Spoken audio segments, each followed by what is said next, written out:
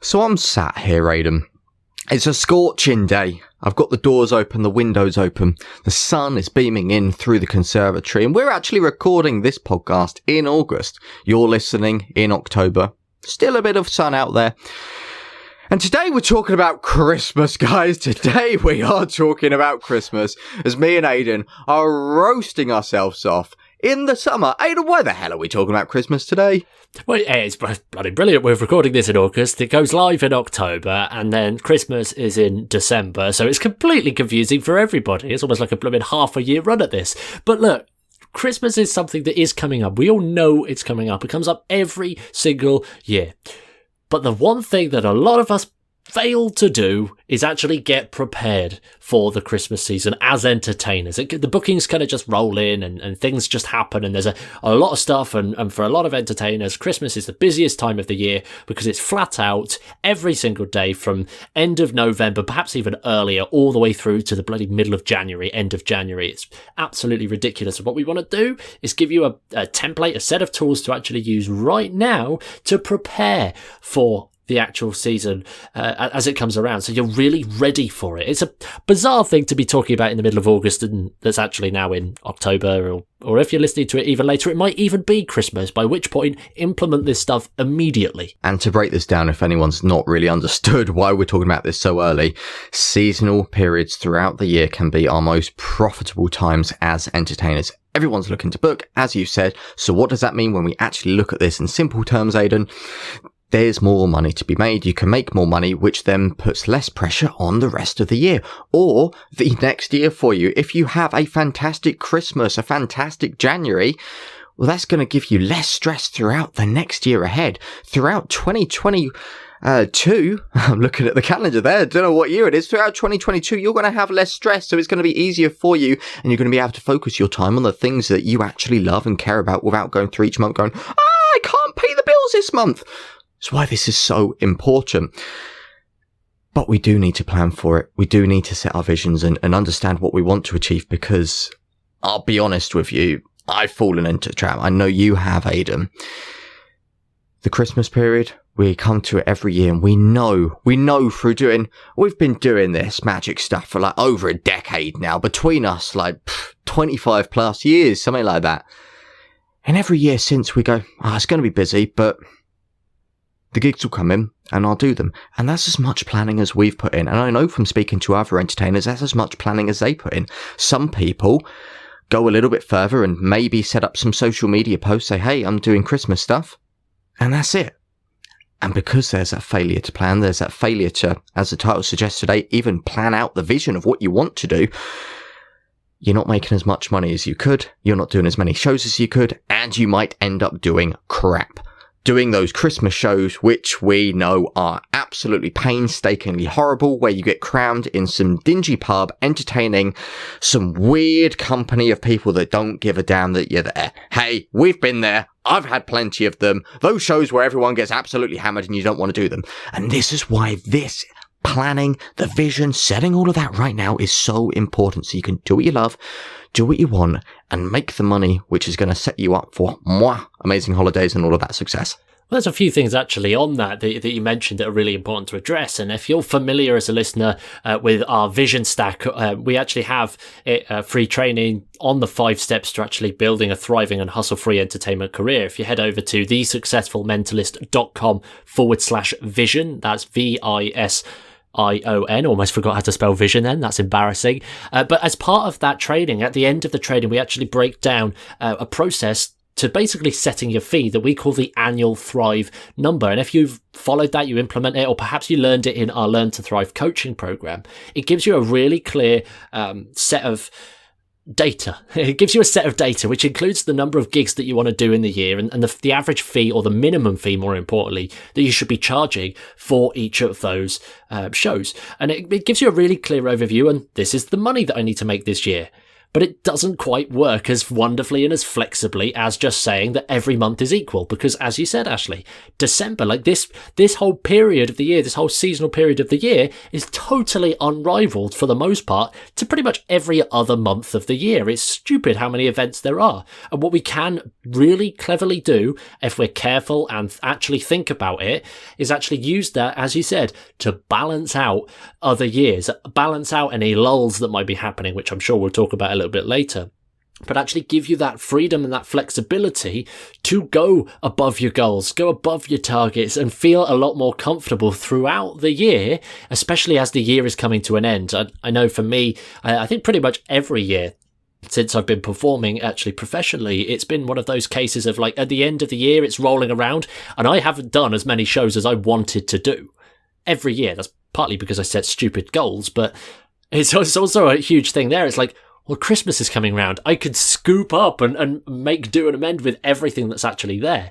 And it's a really important time to think, prepare, and actually use this to go into 2022 really strong without having the biggest problem that we all inevitably face, and that is money and finances. So this is not so much something that we're going to really drill in today, talking about cash flow, this, that, and the other. Maybe that's a future episode.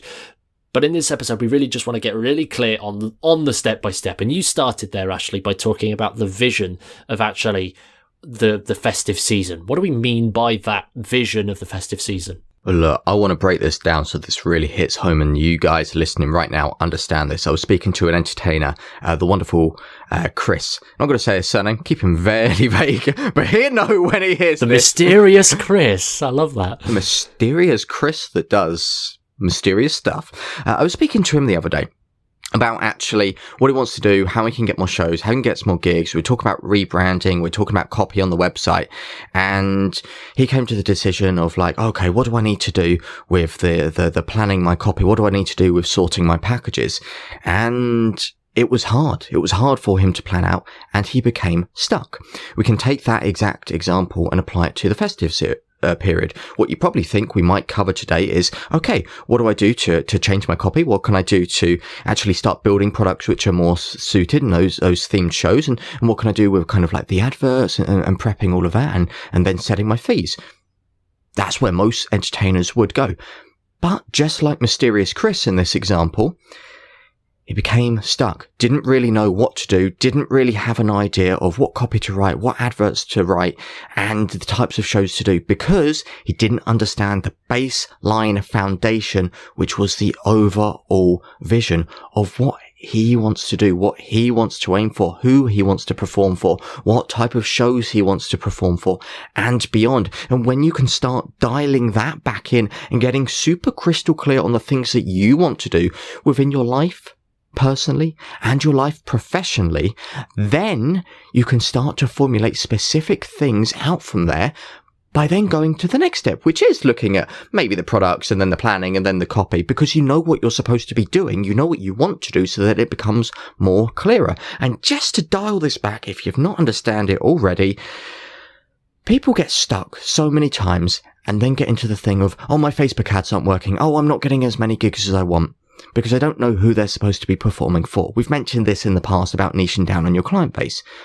You look at your vision, you get that crystal clear, you know exactly who you're supposed to be performing for, so you can start to create products which are super specific to that person, so that when they can inquire to another magician, you are the best fit for them. And that means that you can be super specific with your copy and with your adverts to actually hit home with your target client. That's just a small element of that. But again, that starts with your vision. I hope I've made this kind of make sense for all of you listening right now.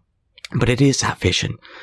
Looking at what you want to do, how much time you want to spend, how many shows you want to be doing, reassessing how much you want to be charging, what type of things in the shows do you want to be doing? Who do you want to be performing for? And so much more. That's where it starts. We'll break down each of those points in turn, but I want to make it really clear at this point, because you referenced writing copy and preparing ads and all of that kind of stuff a lot. Preparing for this kind of seasonal period, yes, you might want to put some adverts in place if that's your cup of tea, but realistically, we're not saying that you have to go and pay a load of money to go and do a load of advertising just to get these leads. Again, if you want a really clear-cut process that we use in our entertainment businesses to actually generate the leads that we need, high quality, not just high quantity of leads, or the right quantity. It's not all about the amount of leads that you get, it's all about the quality of those. We actually explored a full process across episodes 40, 41, 42 of this podcast. So if you want to scroll back, or maybe you've listened to them already, it's probably worth a refresher. Actually jump back and listen to that string of episodes to really dial that in. But ultimately, it's not about going and spending a load of cash. It's not about going and worrying and without teaching the vision stack here, that the training that really guides you through this process. A lot of people play on that third category, which is the strategy, which is then the Facebook ads, the social media posts, the website copy. And when you don't have that life and that business actual vision set in stone, it's so hard to make anything work because you don't have that sense of direction, which is really important. And you hit the nail on the head there, Ashley, when it comes down to the events. And I think the most obvious thing to do right now is to just pick either a market that you want to go into or a market that you are already in and you want to stick with. What's your favorite type of market to actually perform in right now? Is it weddings, or is it corporate, or are you going for family events or high-end family events or like whatever the case is? What we're going to start by doing is actually thinking of that one specific type of event for the Christmas season. And again, there are weddings happening all the way throughout the year. If that's your thing, if you want to go and do that, then we're not going to teach you how to suck eggs at this point, but start by really getting clear on what is the type of event that I want to be filling my calendar with over the seasonal period. And don't try and spread yourself too thin. Don't try and do these family events, plus these corporate events, plus these extra parties, plus these virtual shows, plus this, that, and the other, because you will just be absolutely shattered. You'll hit burnout really, really quickly. And as the saying goes, it's better to be a big fish in a small pond than a small fish in a big pond. There you go. So you little guppies out there swimming in the ocean, screw you, you don't work. A shark in a fish tank. A fun fact for you, like there's this whole biology thing, and a thing that you see on Instagram every blooming time, is that if you put a shark actually in a fish tank, it'll grow to a good size for the fish tank. So it'll actually be stunted, and that's a really good exercise or a model there to actually look at your limiting beliefs as an entertainer. Are you that big fish in that small pond? Do you have the opportunity to break through that pond and swim into the lakes and the rivers? And we're getting wildly off topic now, but there you go. There's something extra for you. But start by picking the types of event that you want to do. And perhaps, Ashley, you could probably jump in and talk a little bit about the fact that it's not just the type of event that you want to do, but actually the style of the entertainment that you're actually there. What are you offering? Are you doing close-up? Are you doing stage? Are you doing... what is it that you're actually doing at those events? It's like, great, I want to do the corporate events because there's a bloody lot of them in Christmas in my area. Is that good enough, or we need to go further? No, we need to go further, because if you think about it from my weird autistic logical brain here, how the hell are you going to pitch it if you just go, all right, I'll do corporate Christmas shows? What's the pitch going to be like? How are you going to inform your clients? All of this, you don't know what to do. For me, it's easy. If you're in corporate, as an example, what are they going to be doing in the corporate field over this time?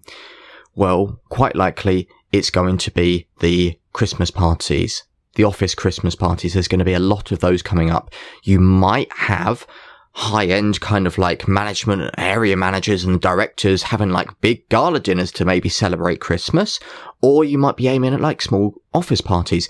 Aim a bit more specific, go a little bit more along the line and get right down into what you want to do.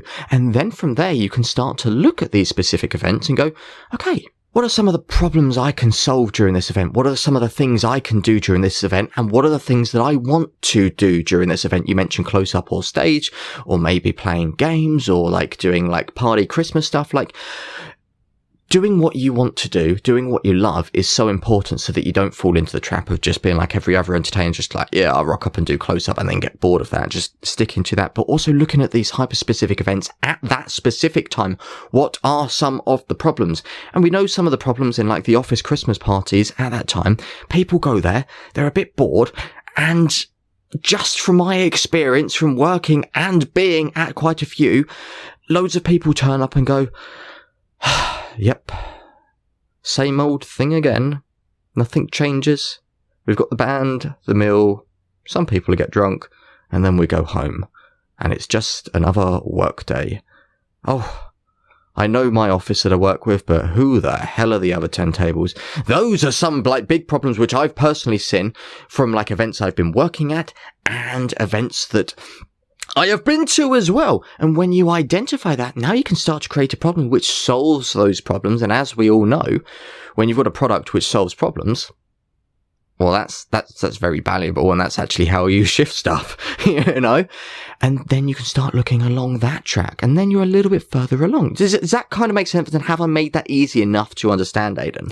Well, yeah, this is something that we can start doing now and start thinking in advance. But the real point that we're trying to get to here is if you really want to actually do stage stuff, you want to do stage work, and that's your kind of thing, and you want to become a stage performer, you want a stage show, that's the area you want to niche down to in these, say, corporate events. There is no point, or very little point, unless it solves problems, going in and saying, yep, I could do close-up.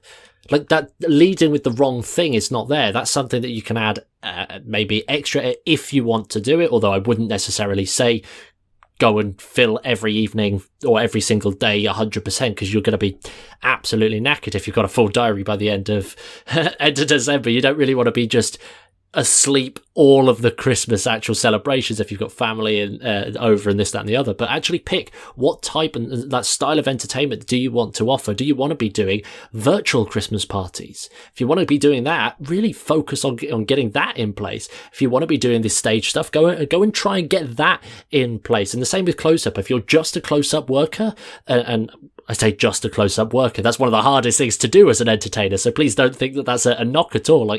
It's something that I'll be doing anyway. But if you just want to go and do close-up and you don't want to do a stage or a virtual or any other type of entertainment there, well, focus on that. Lead with the one thing that you really want to actually do. And for me, I found it really easy to actually look in the future of what do I want to be doing as an entertainer 3, 5, 10 years out, and actually think, what are the skills that I need? In fact, I spoke to a client a couple of months ago.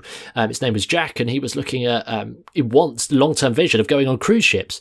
And he had this whole plan mapped out of how he's going to become a cruise ship entertainer. And he got this A3 board up, showed me on Zoom, and it had, I must say, I've seen at least 30 different types of events. Every single one of them, he had an excuse and a reason to go and do that event so that he could get to the cruise ships. And when we actually broke it down, we had a look of right, what are the skills that you actually need in order to achieve these cruise ships? And he started thinking business and stuff. And I thought, well, let's look at this more of a performance side of things. What do you need to have that headline show on a cruise ship?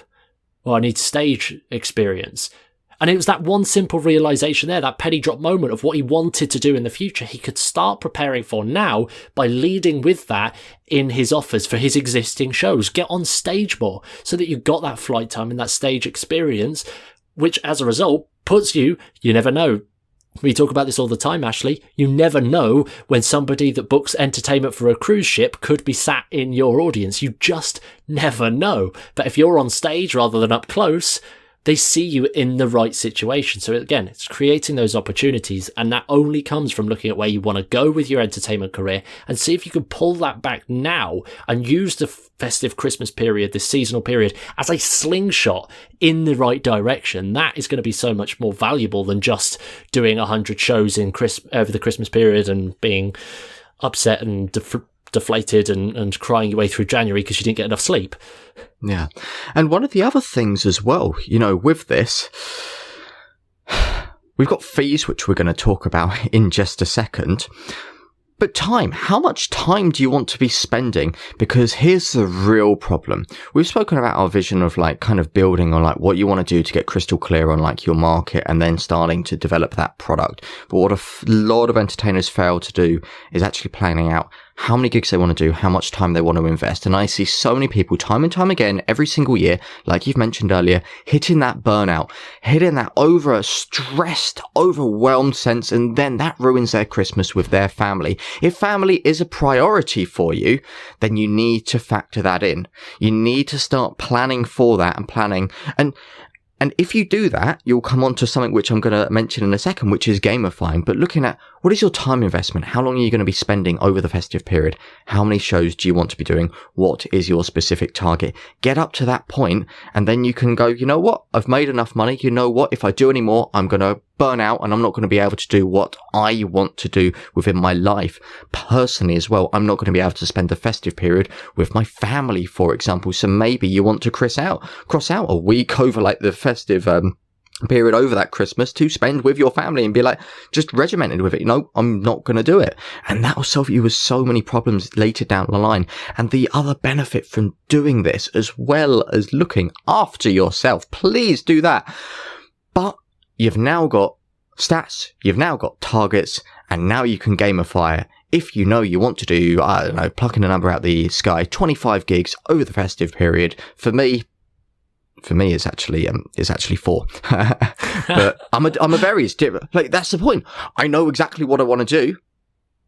I'm not going to do any more. I know that I do very high-end shows, so I only need very few of them because I want to prioritize my time on other things which I also care about. And that just proves the point there. But you're now giving yourself certain stats to follow. And if you can gamify it, and if you can start to get excited, like, oh my gosh, I've just got another lead. Oh my gosh, I've just made another booking.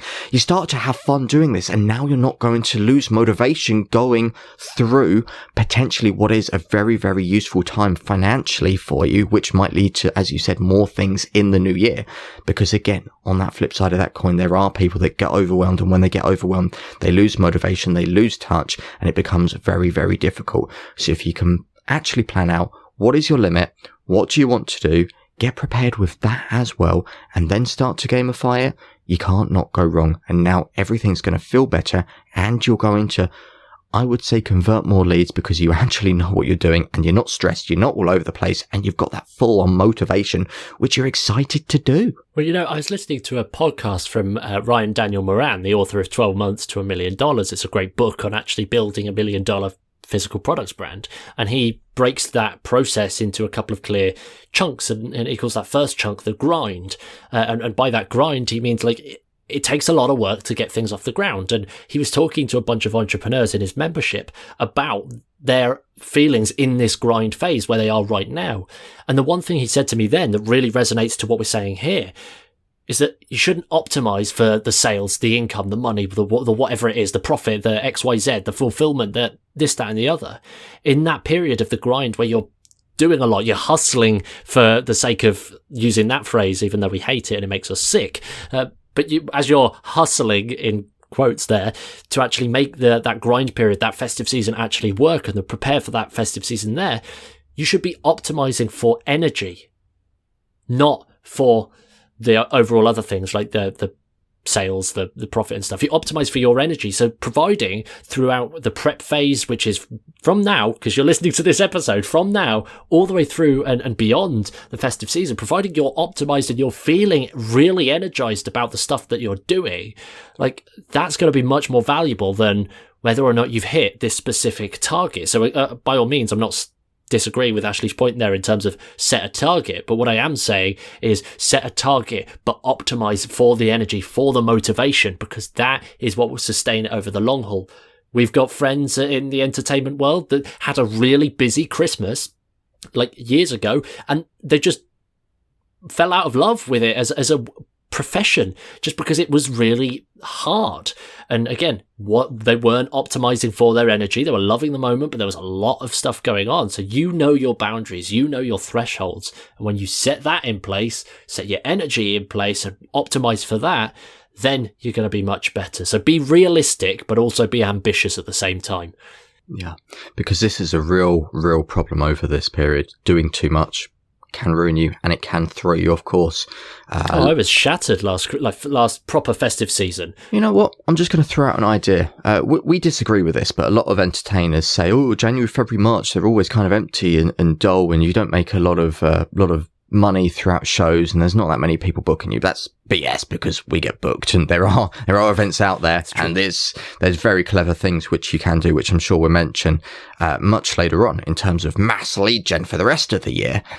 But I would argue the reason why a lot of maybe entrepreneurs in general and specifically entertainers struggle with that supposed lull during the January, February, March is maybe because they're mentally and physically exhausted, and that has a knock-on effect. I'm just throwing it out there, just a hypothesis, but I would argue it's a very valid hypothesis, you know?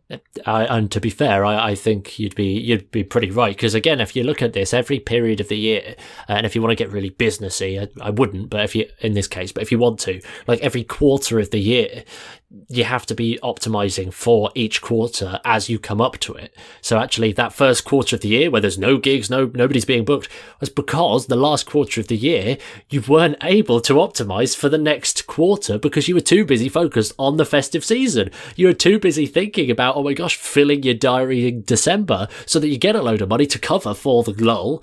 When actually what we can do is start working now, earlier, to fill up the Christmas period to the level that we want. And I think now is probably a great time to talk about the whole fees process. But actually fill that Christmas period so that during the Christmas period, you're in fulfillment mode, but you can optimize for the lull that is supposedly inevitable.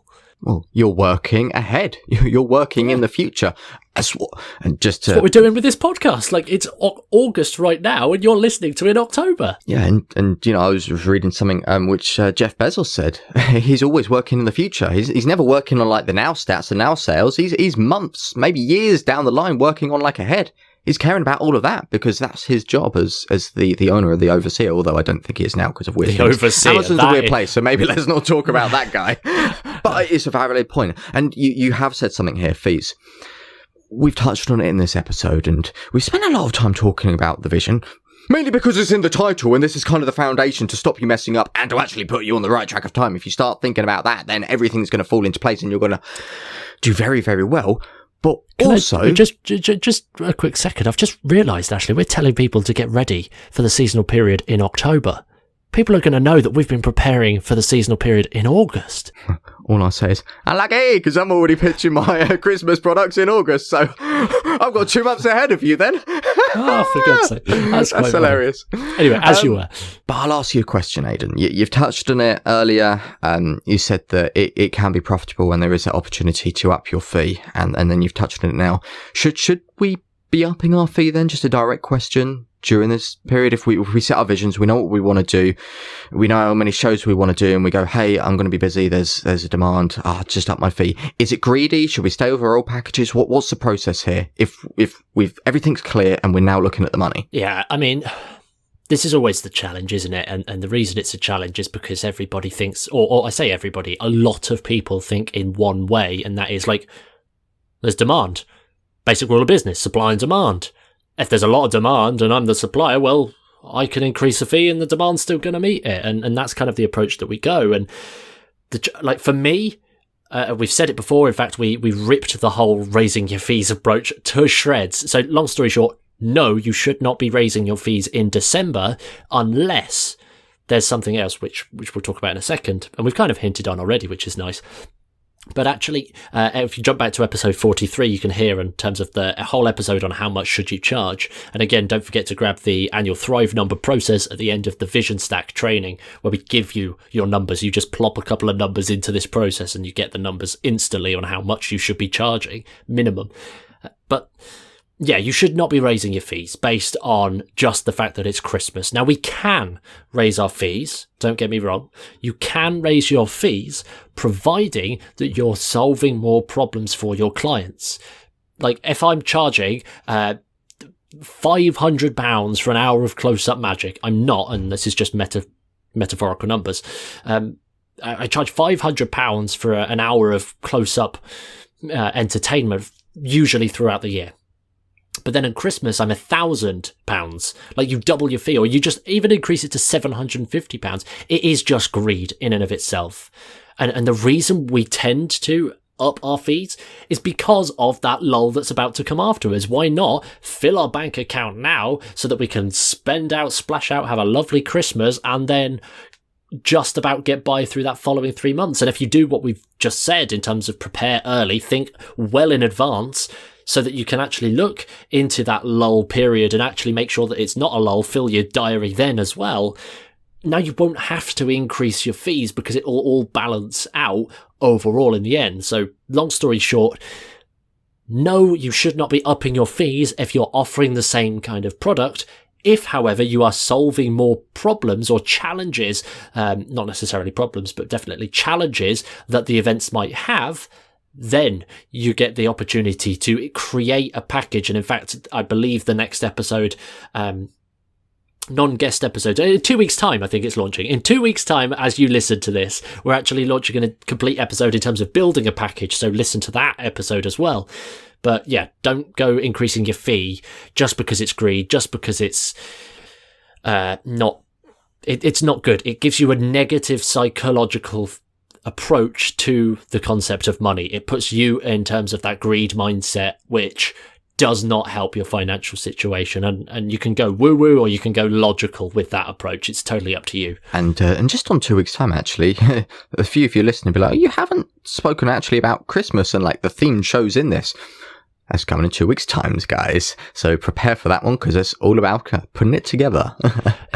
Cheeky little hint. Go back to last Christmas where we shared some approaches about themed and topical shows. Yes, you can jump back did. into December's there. Very direct opinions. But just to really make this clear, then. The only reason why you charge more is because you've got a different package which is more valuable. Yes, no? Yes. And if your package is the same close-up package with a different name and you dress up with a Christmas hat, should you be charging more, Aidan? No. In fact, you should be paying them if you're showing up with a Christmas hat, just for the sake of more fees.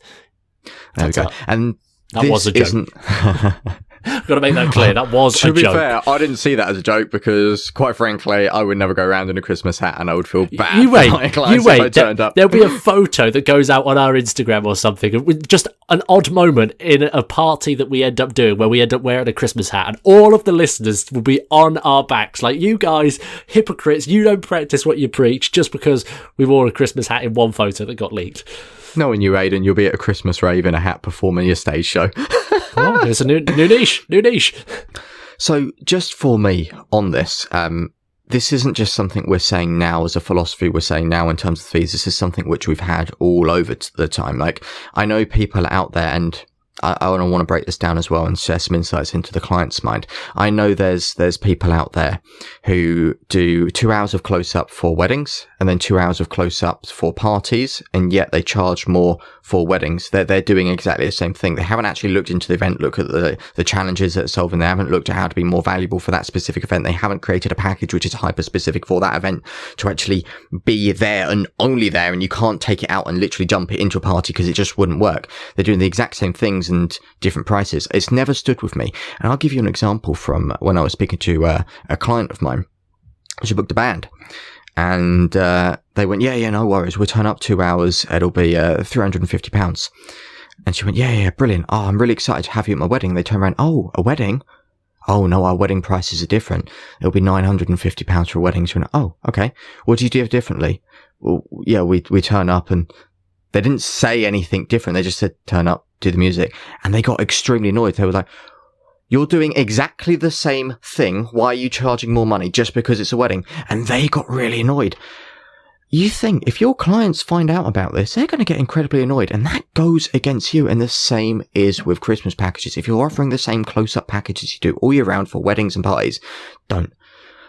My prices are changing for certain packages over Christmas, but that is because I've developed a new package which is only available throughout November, December and January. It's not available anywhere else in the year because quite frankly, it wouldn't work. It's hyper specific for the festive period, and that's why it comes with its own price. It's not ridiculously high, it's not ridiculously lower. It's based on exactly what Aidan said, the value that I'm putting in, the time that I'm putting in, everything that I'm putting in, which then dictates my price. It's like running a Black Friday sale on some random Tuesday in the opposite half of the year. It just doesn't make sense. And the same kind of thing goes here. We start running different pricing strategies between different events because we can get away with it. It's greed in and of itself. And if you are doing that, if you're upset, you're offended, or you feel like this approach is really wrong, you're invited to have that opinion and feel that way. But please just pay attention to how you're feeling as we say this kind of thing, because this is something that we really, really believe in, and we believe, and we've proven to ourselves, if not to you as a listener, that just making this tiny little nuance of keeping everything really level playing field, open and transparent, actually rewards us in the long run, rather than, I mean, at the end of the day, look, it comes down to this situation. You meet somebody on the fly who is a perfect client, and they say, oh, how much do you charge? And you have to think, or then make it up on the head, or think about which packages that they work and or what type of event. And if you've got like 100 different packages across 100 different type of events, and it's all crazy, and you can't really think of the price. And then you do this awkward thing of, I best to talk money over email, and you do this weird, awkward, uncomfortable thing of like run away from the question. Like, that is awkward as heck. It'll make you feel uncomfortable. It'll put your clients in doubt mode. Like, if they're not comfortable saying that, what do they want? What are they expecting? Whereas if you can actually go ahead and say, oh, how much do you charge? If you can, and we're not saying that you should, this is perhaps another conversation for another time because of our philosophy around this, but if you can, in that moment, reel off your fees and your packages to a client as you meet them there and then, you create this beautiful dynamic of open transparency, of confidence, more importantly, and transparency plus the confidence is literally two of the most important things to creating a great rapport and a really good relationship with a potential lead. And yeah, I know that so far in this episode we've spoken an awful lot about actually how to prepare for Christmas and start doing these little things now. They're really easy changes to actually make so that during the Christmas season you can focus on just showing up as the best entertainer possible. You're looking after your mindset, your business, your performance and your health, partly because your business is taken care of for the most part. You can just optimize for your performances, your health and your mindset, which is a beautiful position to be in, but also so that as you're doing that, you can then use that time as leverage to prepare for the after season, that little lull, the bit after Christmas, the calm after the storm, for lack of a better metaphor. But Ashley, can we jam some ideas on actually calm after the storm style approaches? Like, how do we not have a calm and keep everything calm? How do we basically ruin this metaphor in every way possible? The first one we've already discussed. We've already discussed filling up your festive period, November, December, with obviously those shows by getting in. And in our essence, if you listen to 40, 41, 42, networking and building those connections with clients to get booked now. That then frees us up. So that's the first step, to free up the time to start working on this. Okay. The next step after that is, what are we going to do? Well, I've actually thought about this, and the things which I will be doing personally within my own business, I will be using January, February and March as technically lead gen for the rest of the year. I will be doing my events the same as usual, my corporate events which will be happening and my local weddings which will be happening, but I will be using this predominantly as lead gen by booking in stage shows, gala dinners. People turn up, bang, nice champagne reception, 3-course meal, show at the end. And I'm going to be using that to funnel people in, get the ticket sales, make some money off the ticket sales, and use every single person that comes to those shows as an opportunity to pitch shows throughout the rest of the year, which means I can start getting money in now from those fees to secure the dates. And now I'm going to have a really profitable January, February and March. Well, I just love when we spoke about this episode a couple of days ago. We were sitting here talking about it and was like, right, we was trying to find the problem, the root cause of the problem of why is there this lull in post seasonality fluctuations. I tried to use fancy words there and I butchered it, and I kept going through and it now sounds like I was trying to be clever when realistically I actually had that in my head. Anyway, moving on. Why we tried to find the root cause of this lull, and we kind of looked at each other and laughed and thought, well, why do we need a root cause if at the end of the day, if you really believe that there aren't events happening in that period, why don't you just create your own? And that's like where we laughed and joked and was like, well, it doesn't take a lot to basically work with a venue to put on a stage show, or just, heaven forbid, rent a place or book out an actual venue, a space, and just make a show happen. Do that work. Use it as a great opportunity to perhaps trial something that you don't usually do. If you spend 9 months of the year doing flipping just private gigs and that's all you do, why not spend that first 3 months of the year doing a public show? Use that as, again, it's not only a really clear high leverage opportunity there for you to actually jump in and do something like mass lead gen or mass social media audience building or list building or whatever approach you want to go in terms of marketing. Not only is it a great opportunity there, but it also gets you doing something different so that you're not starting the year doing the same old thing and coming out of this hyper stressed or burnt out or recovery or needed recovery period after your busy Christmas, if that's what you want, unlike Ashley, who's only going to be doing 4 shows. If you don't come out of this like most entertainers, then having to worry about going back and doing that same feeling again and basically adding more bricks onto this pile of bricks, which is you're underneath. It's like you don't have to do that. Just try and do something different and play with your skill set. Like that in and of itself is what we're going to be doing, and I'm sure we'll be able to update you in January, February, March as it's happening live. We'll have to think of a way of actually doing that so we're not recording these way in advance. Otherwise, people will be waiting until April, May, June to hear about it. Yeah. We'll work that out. Another idea, just throwing it out there before we wrap up today's episode. Focus on the follow-up from all these Christmas events, guys. Just because you've done the event doesn't mean that it's over. Look, this works for every event. There's always going to be more opportunities afterwards. Even if you book a wedding, you think, well, the wedding's only going to happen once. Lies! They might get divorced. No, there's other stuff there. Look, corporates. You have the Christmas party. Why not do the celebration fancy show at their AGM or their awards dinner? Why not start pitching that and getting that done in your follow-up? Weddings. Okay. Are these people having like a birthday in the summer, a party in the summer, family barbecue in the summer, parties? Well, it goes without. Is anyone getting married in the summer? Are you having any more parties in the summer? Equally, you can use these events to go, okay, where do you work? What's your work doing? You know, these are crossing over into different niches as well. But I just wanted to use this to really kind of cover every possible, or most 90% of the examples to show that, hey, just because you've done a Christmas gig doesn't mean it's over. Use this as leverage to book more shows, and now you're going to start filling up 2022's calendar, or if you're listening to this in 2022 or years beyond, the next year's calendar from the busy period. And then if you start optimizing January, February, March and using that as lead gen, putting on your own events, you're going to fill your pockets with money, and then you're going to fill up the calendar even more. And now you've created a year full of gigs, super easy with no stress. And that's how we roll. And that's how to really thrive and be hustle free the simple way. Simple as that. It really is as simple as that. And again, I'm actually really excited about this festive season because this, I think,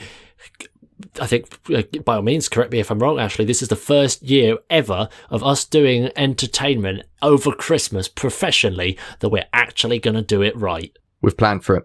I've been pitching shows in August because I know what I'm doing. I'm ahead. You might think I'm a fool, but oh boy, I'm in before any of you listen to this podcast right now. Ha ha! Mr. Steal Yo Gig.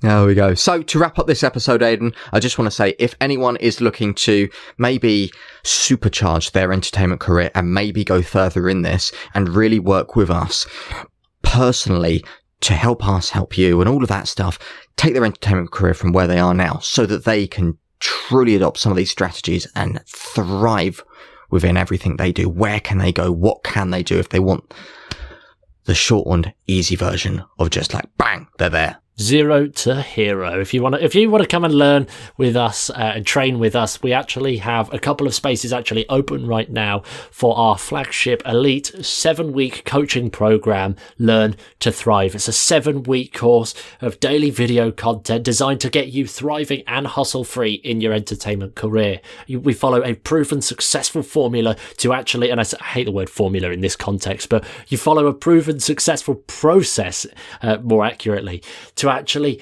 stripping out all of the crap and the nonsense that you don't need in your entertainment career and really focusing on the most important steps to becoming thriving and hustle free. You'll be guided and mentored by us. You'll join the group of awesome thrivers Now, it doesn't have a ring to it. We're not going to call you Thrivers. Anybody in Learn to Thrive. We get to actually roll there and join the community that we're building inside the Learn to Thrive course and actually accelerate this for years to come. You can head over to thriveinmagic.com, pop an application through, and if you are a great fit for the course, we'll hop on, have a little chat, and get you moving from there. So if you do want to take a 7-week shortcut, it's almost like a magic bullet to becoming thriving and hustle-free with support, so you don't mess up in the process, head over to thriveinmagic.com.